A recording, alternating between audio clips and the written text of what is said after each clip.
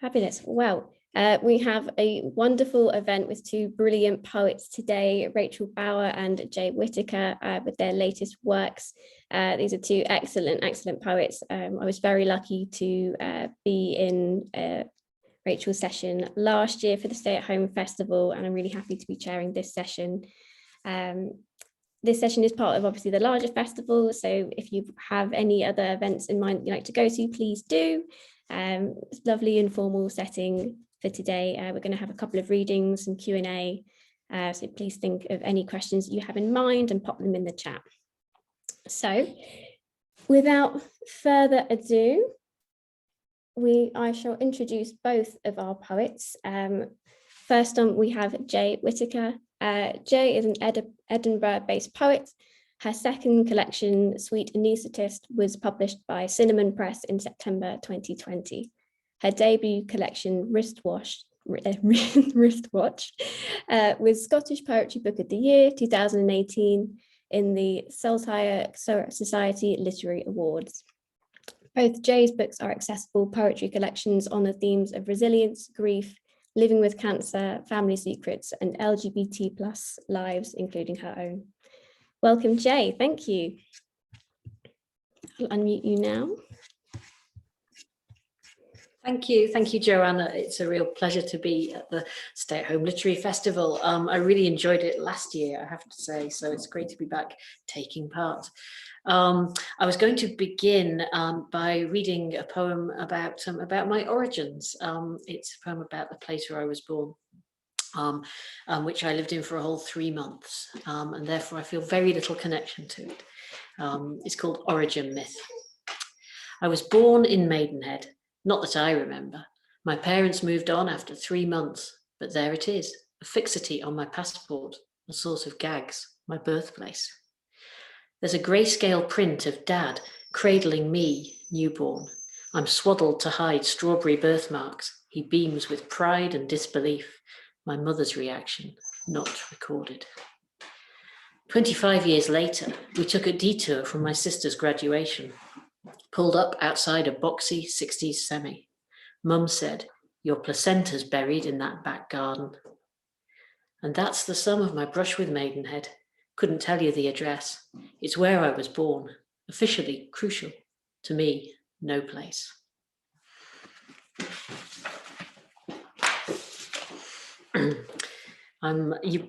There may be comedy noises coming because my dog has decided she wants to play, and she's just dropped a squeaky toy at my feet. So if there are inappropriate squeaking noises, I apologise. She's been really quiet all morning until now. The next poem I'm going to read is about the experience of being a very short-sighted child at a swimming pool. And I'm wearing contact lenses now, but normally I'm wearing very thick glasses. So this is for anyone who's ever had to go to the pool and not be able to see what's happening. At the new pool, I was not popular. The other kids ran ahead, left specky 4 eyes to memorize hard edges, bench, clothes hooks, the route to the foot wash. To tuck, snug inside my left shoe, the Coke bottle ends I called my glasses. To pat my way, trailing one hand for certainty along chill, powder blue tiles. To crouch, checking where floor stopped and water began. This cavernous shimmer, thick with chlorine, had to be the pool. Wow, wow, wow, the teacher's voice. All the pink and brown eels jumped in, leaving me to stand, wondering what I was supposed to do, which was the deep end. Thank you. The dog is determined to play. There's like tossing of toys in a sort of ridiculous manner. I've never had this problem before. I usually read in the evenings.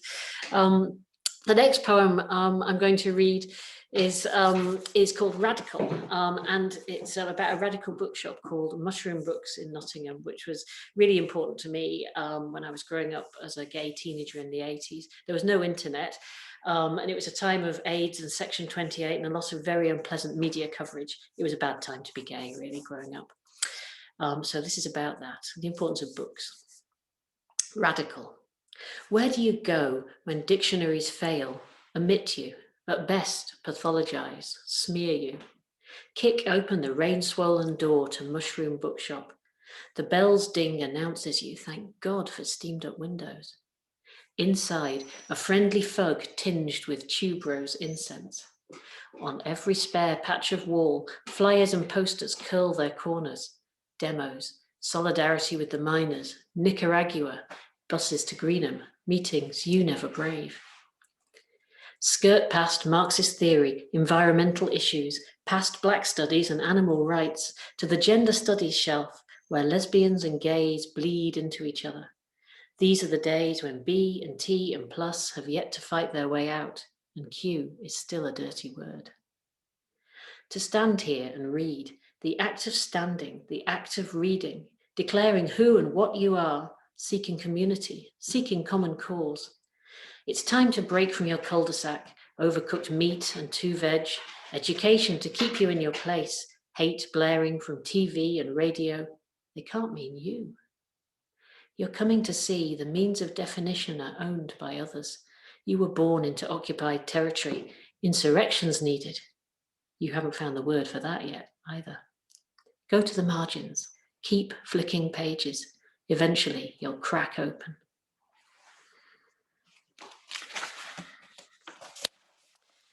Okay, I'm going to read one poem from Wristwatch, and it's reprinted in the Bloodaxe anthology, Staying Human, which was a great honour. And it's about the moments just before I received the phone call to tell me that my partner had died. She was in hospital. This is about 9 years ago now. The call. A moment to rest. At last, the day's visiting done. Flick through a mag with unseeing eyes.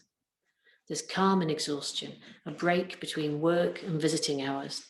Glimmer of how life will be when she recovers. Oxygen tank behind her chair, bed downstairs. The phone rings. 2 lives. End.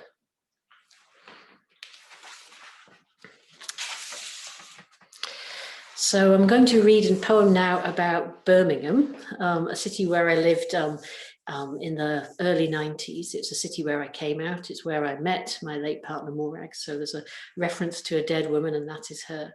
And it's an elegy for her, but also for cities, and also it's a poem about how life and cities just can't help but go on. Birmingham again. Between Smallbrook Queensway and Hill Street, a sinkhole opens.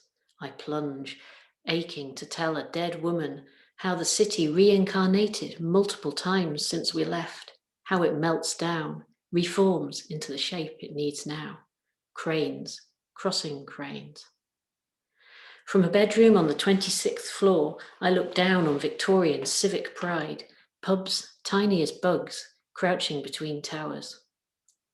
Only I lived to remember our shared history of this city, how we burst out brash onto last century's vision for these streets, where neon livened the grubbiest sign, always crossed cranes.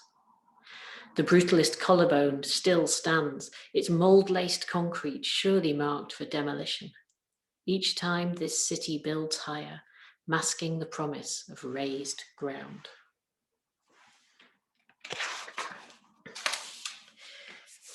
Sweet Anaesthetist contains several elegies to friends I've lost during my own journey through Cancerland, but also to people like Amy Winehouse and Amelia Earhart. And I'm going to read you the poem about Amelia Earhart now, the pioneer aviator who mysteriously vanished in the 1930s.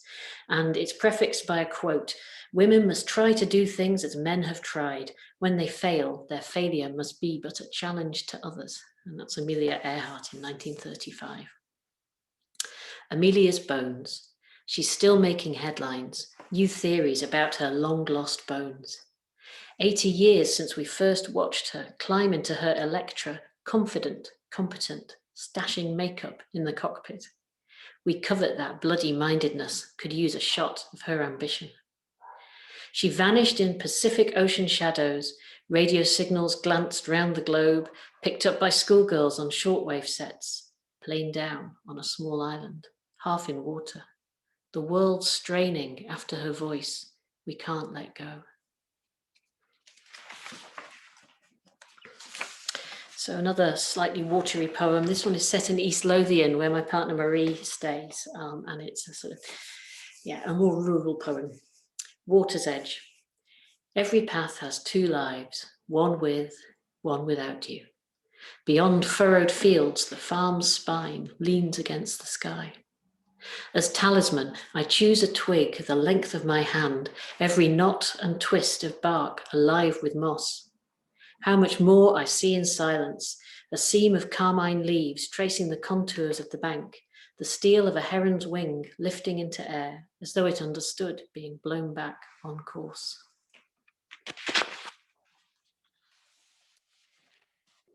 Okay, a few more to go.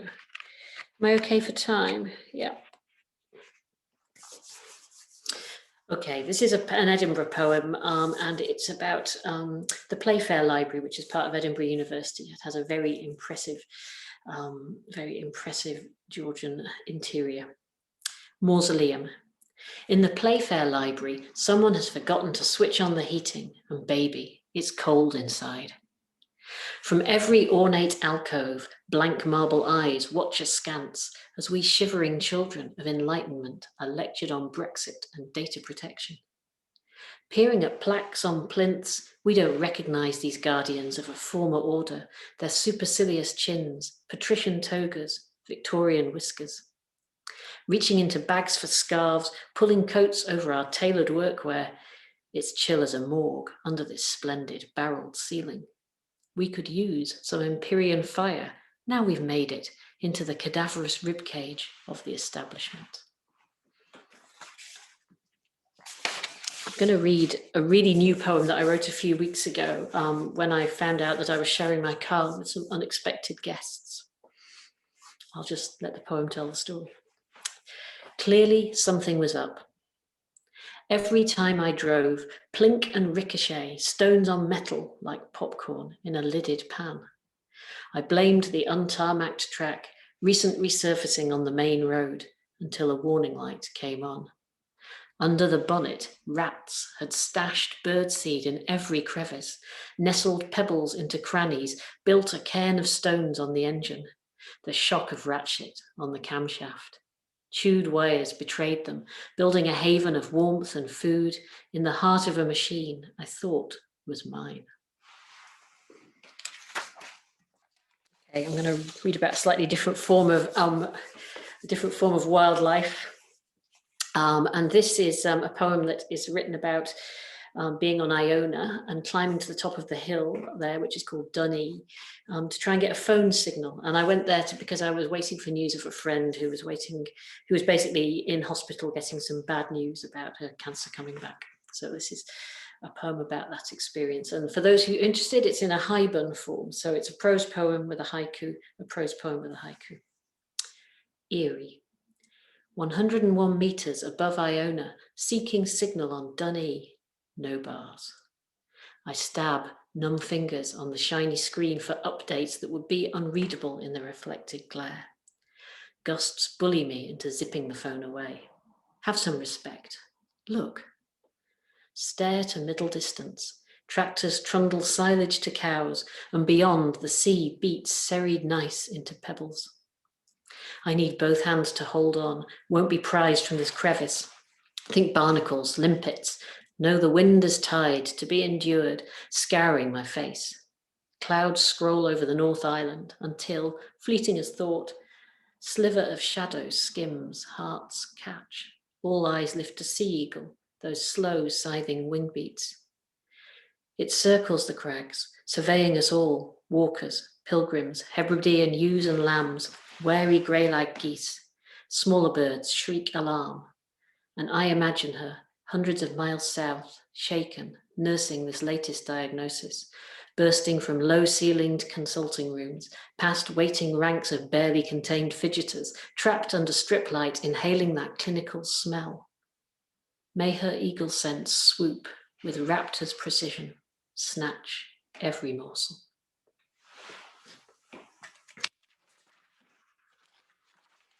Okay, I'm going to read just the one poem about my own brush with the medical profession. I've had a few surgeries over the recent years, and this is a poem for all the anaesthetists, particularly now, and all the other healthcare workers. Sweet anaesthetist.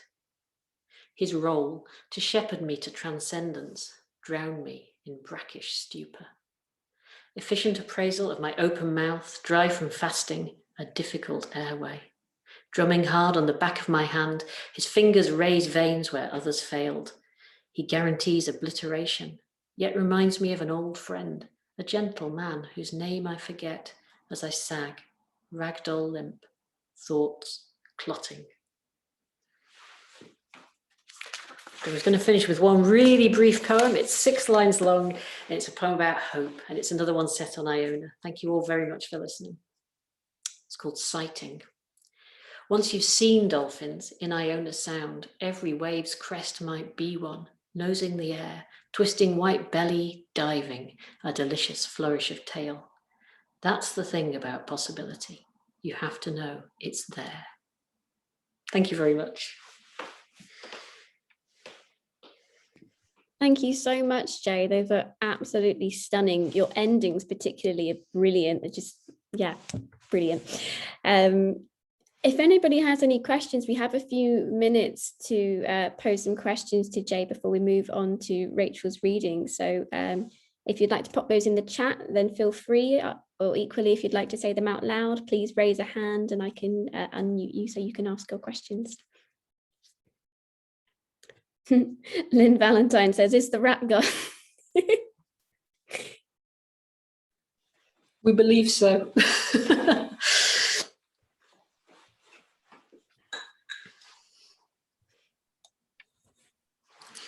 I'll leave it a sort of 10-15 more seconds in case anyone's rapidly typing out their questions for you.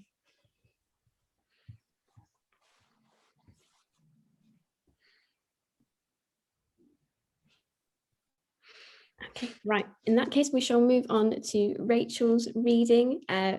Rachel Bauer is an award-winning writer based in Sheffield.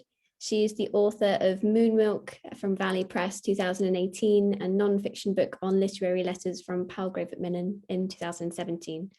Her poems and stories have been widely published, including in Anthropocene, the London magazine, Magma, New Welsh Reader and Stand.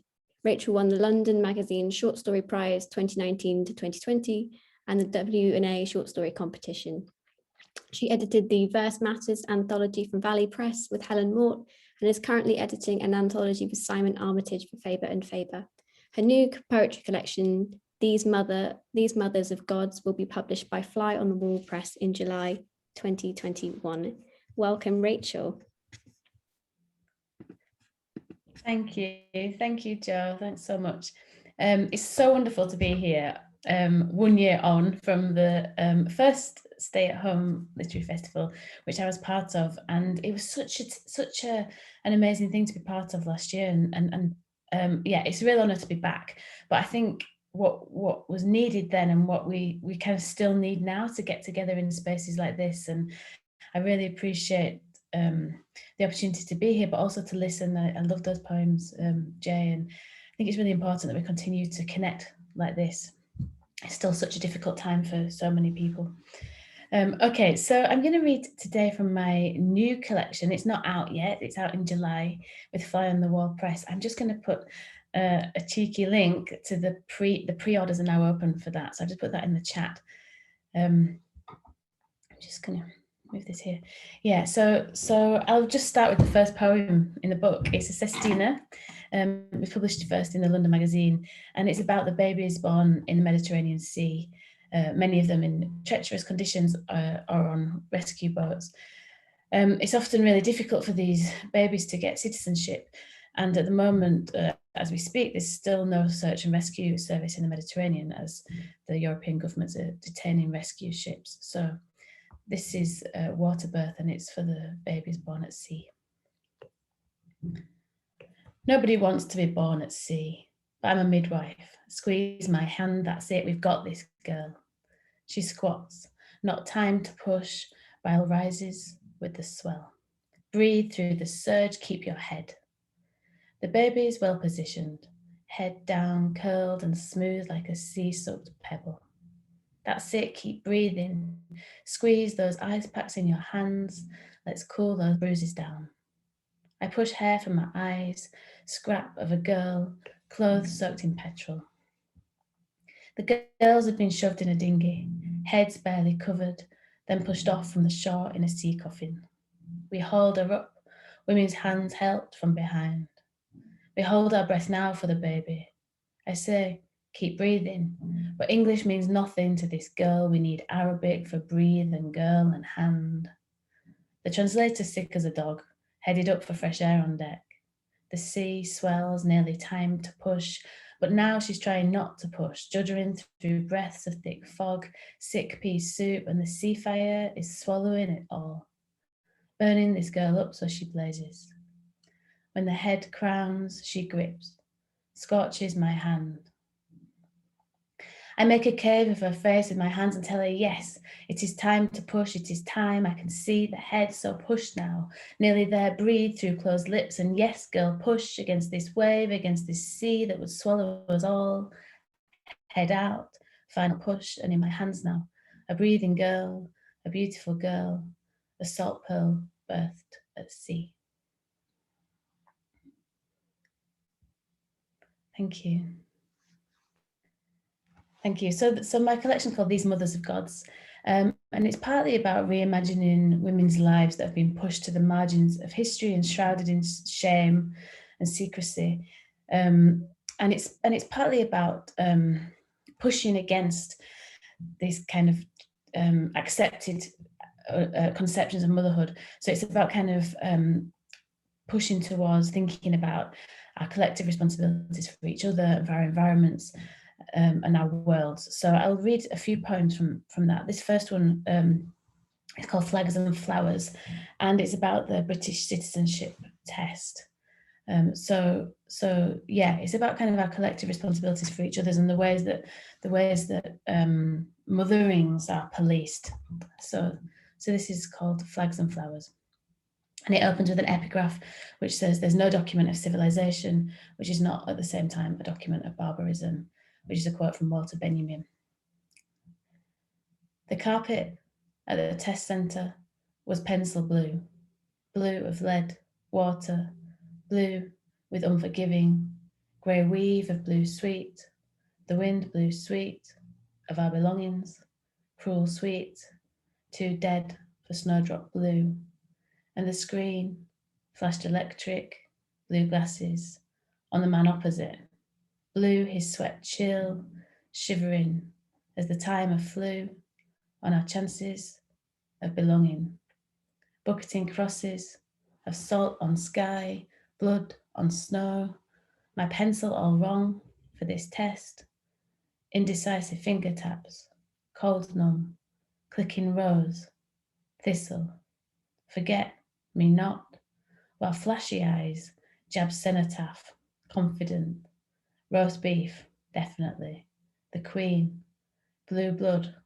forks blew it up, Shakespeare haunting the flame between green and violet, the V of dark-bellied geese, never at home, blown away with trying to belong, red dragon, snapdragon, white blue flame, forgotten, my practice, bog cotton, or Whitehall, my son knows it all from school, black death, union, blue willow, plates, but my brain, mist mountain, speckled eggs, cyan, steel, clear, the meter out of credit, cold bean tongue, tinned blue lace, under thin skin, at our wrists and throats, birds crawling at our feet, carpeting our toes.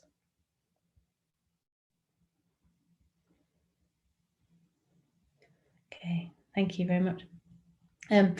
So yeah, the collection contains lots of different kinds of mothers, foster mothers, adoptive mothers, also thinking about those kind of motherings that non-biological mothers, the kind of motherings also that, you know, go unnoticed or unspoken or unacknowledged in the public, in public discourse, I guess. So, you know, school nurses, cleaners, librarians, the people who that kind of wider conception of mothering. And this poem contains is about the baby mum. So I don't know if you all have heard of that. I spoke to some people. I thought everyone knew this word, baby mum. It's basically the relationship. It's somebody who is the mother of your child. It's often used about women by a man. Maybe you already know about it. But I showed this poem to someone and they were like, "What's a baby mum?" So that's the relationship. It's not a partner or it's a baby mum. It's the person who's the mother of the baby.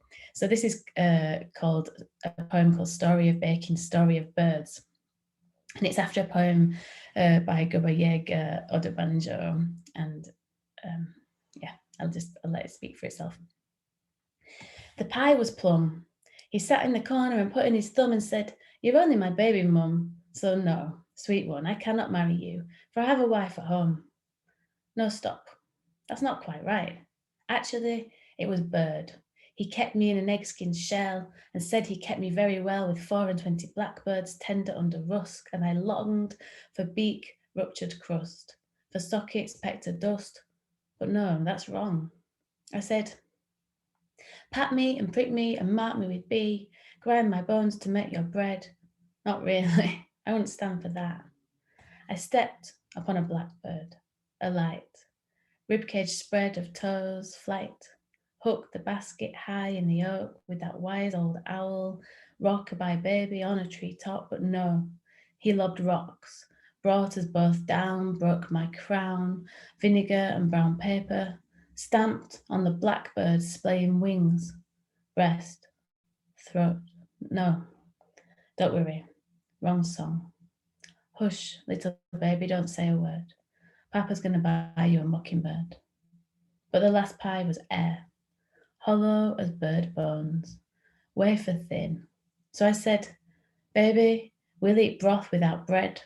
No diamond ring, no looking glass, no whip, no scent to bed, no plum, no bird, no bloody pie."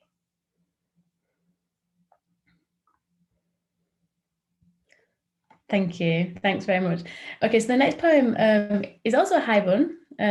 I really enjoyed Jay's high bun, and the next couple of poems I'm going to read are about climate. So there's a thread of poems running throughout the collection, which is about kind of our responsibilities, our collective responsibilities for the environment, and it's about climate change. And so this one's the first one called Hyper Meltdown, and it's about the Svalbard archipelago, Norway. Picture the game where you rip a piece of newspaper in half every time the music stops. The children crowd unnaturally close on tiny pieces of print. Soon they will start to fall off. I catch one, collect his tears, but do not know where to tip them. I decide to freeze them in little blocks for later. The party is ruined, children flapping everywhere. Dazzling blue ice caps, cracked to polystyrene bits, floating in blackness. Thanks. And the next one's called Flood, and that's also, thank you, thanks. And that's also a climate change poem, and it's this one's from the Jamalpur district, Bangladesh. A mother stands at the front of a raft, looking straight ahead. She bends from the waist, presses down with a bamboo stick. The water reflects marigolds from her green silk sari. Her feet are bare, tired. She does not think of grilled corn or sugar and rice pounded to lie. Lime trees wait on the horizon, casually kicking brown water. This is not a lake, so there is no shore.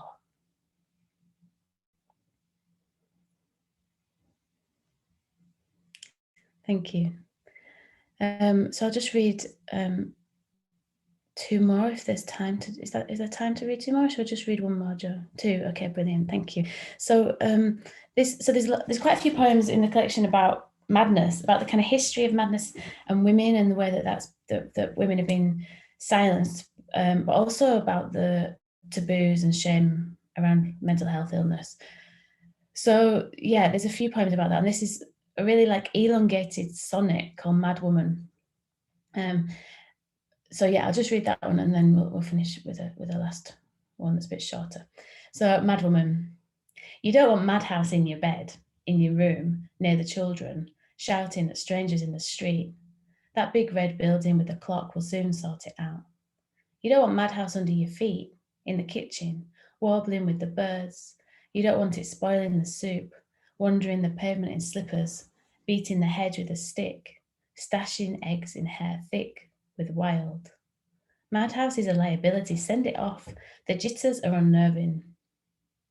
Madhouse is devious, needs a shock, morning exercise, doctors with mouth gags to put it right, to work wonders, oil the feathers, lock it all away.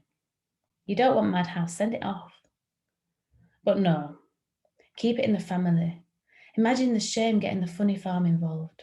You should bolt it in, keep madhouse close to your chest, protect your name from helpful neighbours, don't wash that dirty linen. Even if madhouse tries to lift your wings, keep it down, keep it in. Do not let madhouse sing.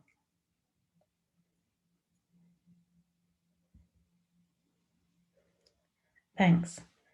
Yeah, and I think of my grandma when I write that poem and write some of these poems. She was put in a institution from, I think it was postnatally. I imagine it was something connected to postnatal depression or postnatal illness, and I've experienced postnatal illness myself, mental health stuff myself, and there's so much silence surrounding that still, and I still, even within the family, and I still don't know what happens. So I think there's still a lot of work to do today. So the last poem is a bit of a celebratory poem. There's a few poems in the collection about the natural world and what we can kind of learn from animals, I guess. So there's quite a few animal mothers, if that's the right word. So this is called Silver Seal, after a poem by Louise Gluck. And yeah, it's about kind of just being in this unmediated way, I guess. Silver Seal. And thank you for having me. This is the last poem I'll read, and then we'll come back together. Silver Seal. There is a time to kill, to slick after fish, to dive. A time to gorge, to get, to blubber, to fill. A time to pup, to spill, rend. There is a clumsy time, sanded, greyish barrels spotting the dunes. A milk time, to fast, to thin, teeth like dogs, a shadow time, guarded, a featherfoot suckling time. A time to leave little snowy casks stranded, flippers to sky. A time for bulls and cows to roll, lush-bellied, viscous and heavy, a wanting time. A time to return, plunge, heal, a time to swell again. Thank you very much. Unmute myself and just clap properly for that. Thank you. Just remove your spotlight for a moment. There we go. Thank you so much. Those were, absolutely beautiful. I was loving the combination of that, a sense of real beauty and magic and surrealism against these very concrete, real circumstances like climate change, like real people like nurses. So thank you. Thank you. Thanks. So we've got a few minutes for what is enigmatically called the gambits section of this session. So what did you have in mind, Jay and Rachel, for the next few minutes? I suppose I was just really struck listening to Rachel's poems, how actually we've both written high buns and we'd taken it as a form, it's a very particular form, and then written about, I suppose landscape's not quite the word for it, is it? But then taken that forward and into the human arena too. I thought that was quite an interesting thing. I don't know whether Rachel had any thoughts on that. Yeah, thank you. Thanks, Jay. I really enjoyed your hype, and I don't know, it's such an interesting form, isn't it? Because you've got that kind of like you've got that space to be able to expand on things. Maybe it really works well for things like landscape, and then you've got that like whisper at the end, you know, you've got that really concentrated meaning. And I love that about the Highbone. I first came across it in Ocean Vuong's collection and loved it.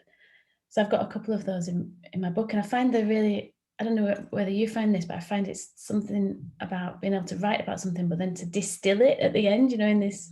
Yeah, no, I agree. There's definitely something. It's two different ways of writing. The sort of really, you know, if you think about reducing something in a saucepan, it's like really reducing it down like that for the haiku. Yeah, I was really interested how your poems cross such a big span of time, you know, and I'm interested in where they go with form. I guess because we're reading, we can't see the forms apart from when we've kind of said it, and in that like development in form, and also just how that is reading that kind of long narrative. Yeah, no, it's interesting. Because I write some of my poems are very short indeed, and just a few lines, and then others are take up, you know, 1 or 2 pages.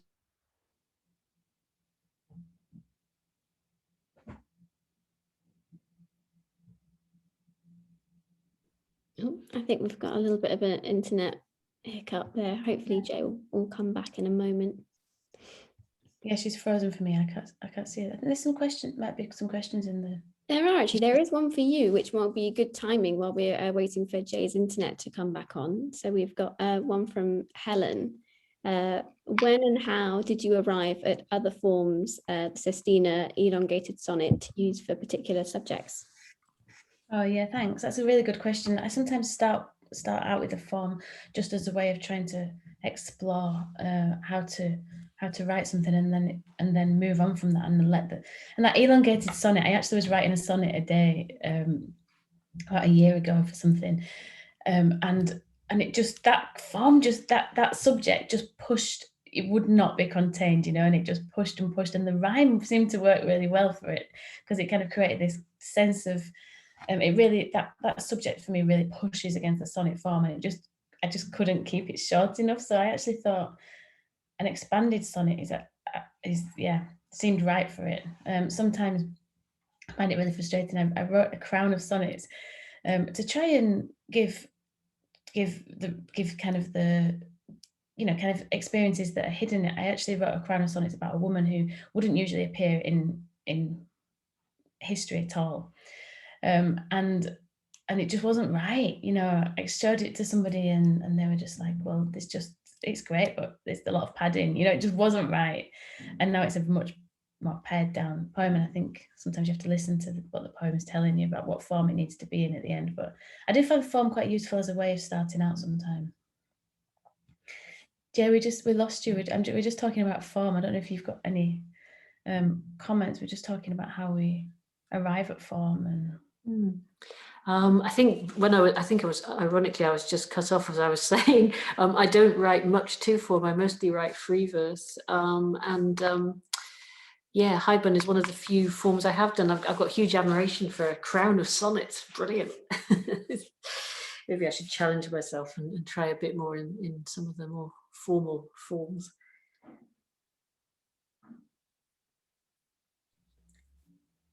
Yeah, I still have no crown of sonnets. It's gone. It was a good experiment, but one day I'll find the right subject for it.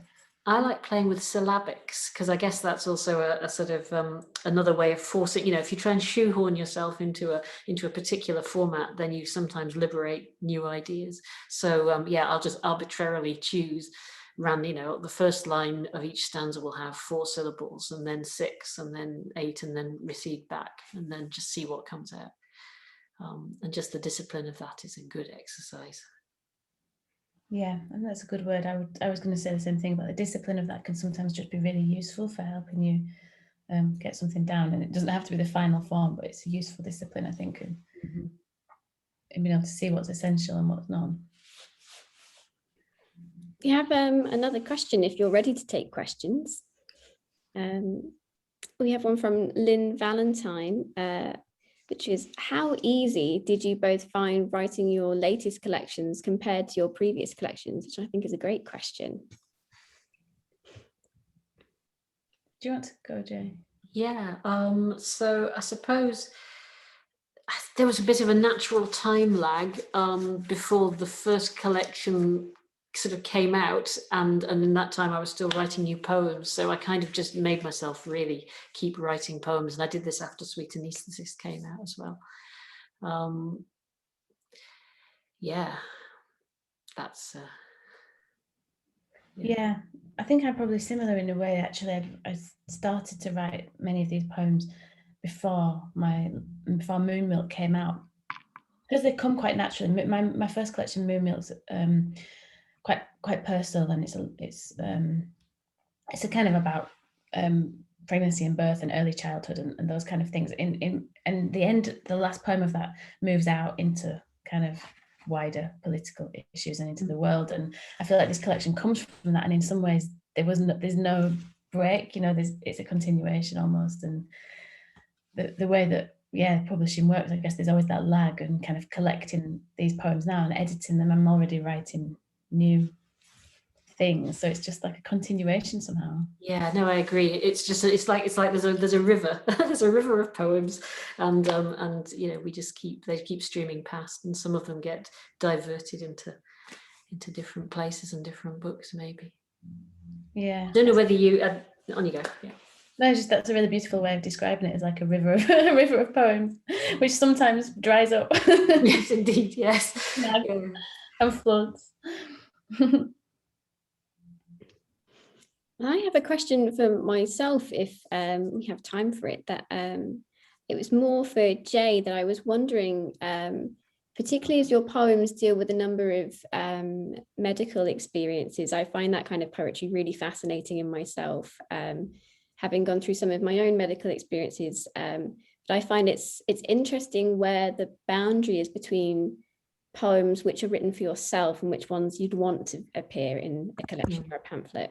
So how do you extract which current or which stream of your poetry is meant for a public audience and which is meant for yourself?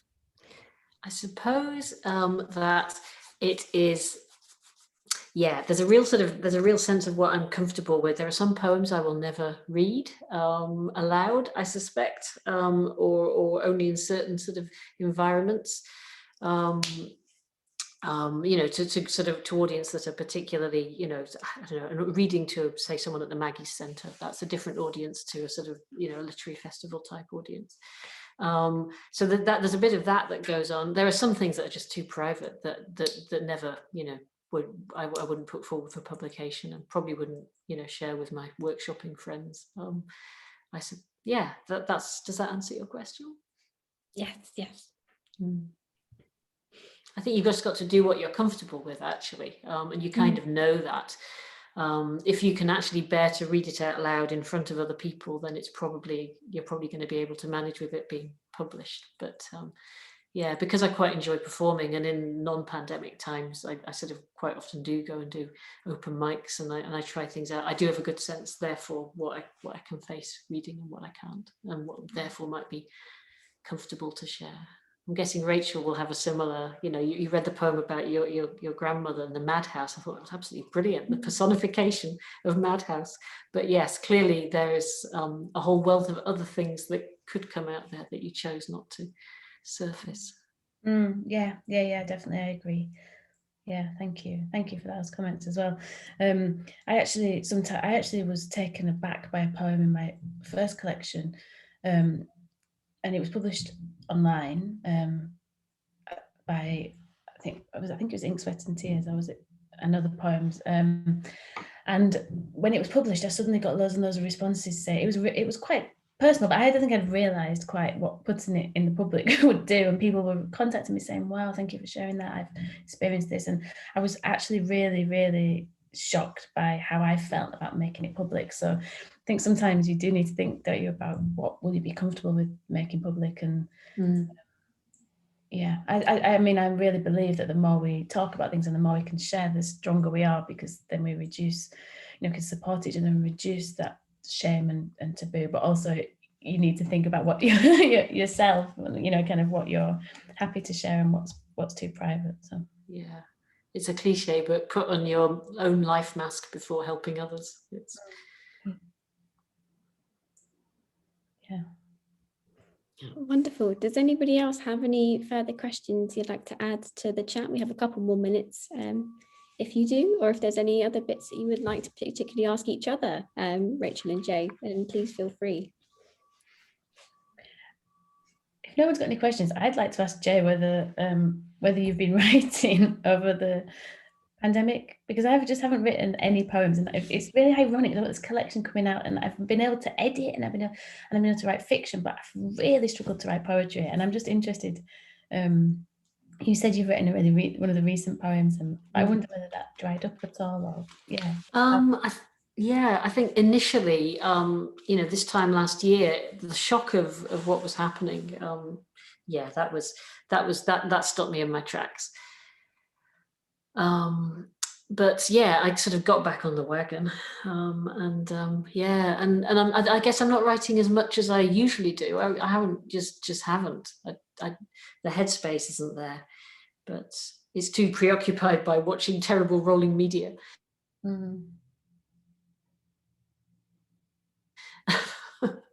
But productivity is down, shall we say, if I can put it like that. But yeah, I've kept writing. But you've kept writing fiction or prose anyway, so yeah, you're still writing. It's just it just seems a different thing. It seems like a fictional. I can write fiction, but it's somehow not. Yeah, it doesn't have to be as in the moment. Somehow for me, as trying to write poetry. Well, I think we will probably end things there. Thank you so much. Those were just the most beautiful readings. And yeah, I was finding myself very much just forgetting that I'm a technical host and wanting to just listen. But thank you everyone for coming, and apologies again for the technical issues at the start of the session. Thank you so much for finding the new link and bearing with us while we were sorting everything out. And I hope you'll come to more sessions during the festival. We've got another poet actually in our next session, which is starting in about 5 minutes, Sasha Akhtar. And I'm sure you'll find on our Twitter and on our social media links to Jay and Rachel's website, so you can purchase their lovely collections. And so thank you very much. Thank you. And thank you very much. Thank you. Have a lovely afternoon, everyone.